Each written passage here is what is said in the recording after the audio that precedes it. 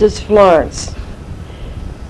In answer to your letter where you wanted information on Mother and Aunt Florence, I've been trying to get this together for you, and at least I have a start, and I will try to finish it this week and get it off to you on tape. It's much easier. My typewriter doesn't work much anymore, and I don't write too well anymore.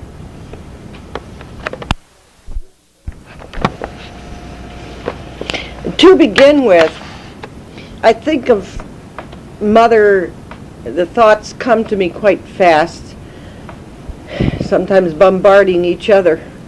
But when trying to sort them out, one particular thought to start this with is, I noticed Mother, when she was 88 years old, and the nurses were taking care of her one day, the first time in my whole life that I noticed this long scar on her thigh.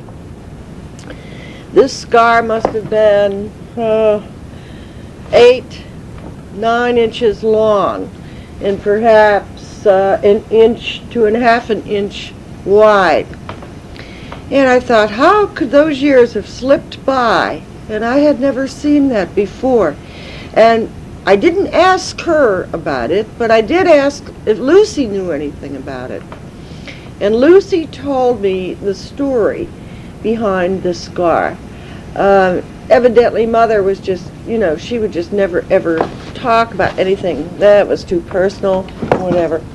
But at any rate, it happened when she was about 7 or 8 years old. She and grandfather Clement and the other children all started out to go out and pick, I think, potatoes, sweet potatoes, whatever.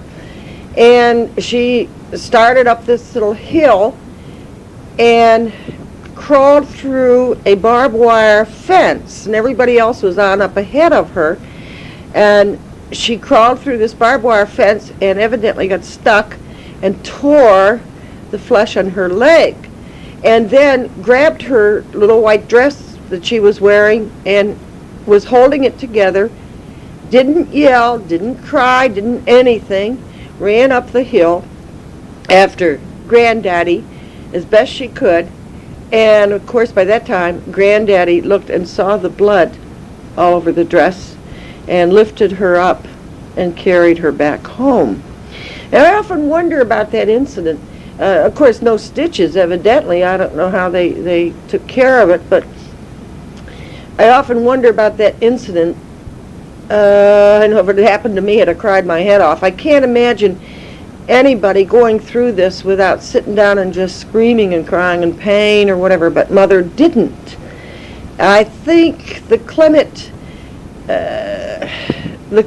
as many families did in those days, especially then, I think, you don't cry. You grit your teeth and you keep going, and you don't give up. You don't cry, you don't give up, you just keep going. And I think this is sort of an example of forging ahead. Best, no matter what happens, you keep going.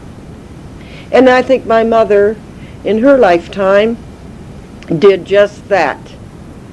And I think she was a very good example of, as I say, most of the Clements were, a rock, firm, strong, feeling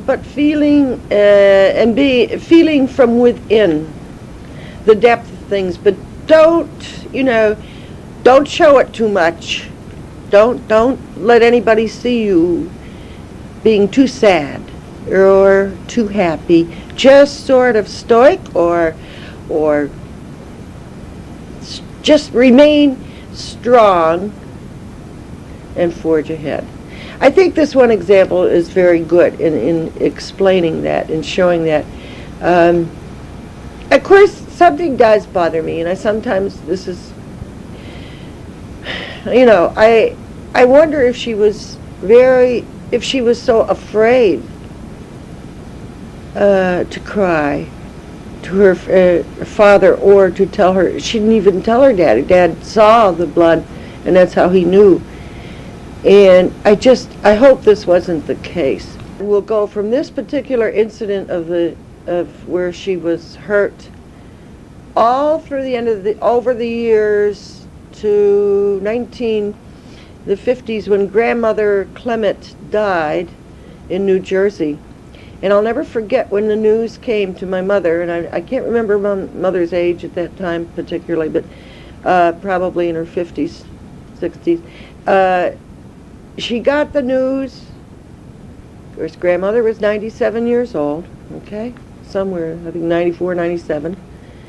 Long life, but still, sadness is overwhelming at the death of anyone in the family, especially the mother, father. But mother got the news, and she got out her scrub bucket. She didn't shed a tear. She didn't say a word. She got her scrub bucket out and washed down walls and floors throughout the house for the rest of the day. I don't know. I can only remember seeing my mother cry once in my whole life. And I don't even remember the circumstances of it. Something that she'd gone through. Then she was terribly tired. I don't think she would have. She was strong, a pillar of strength.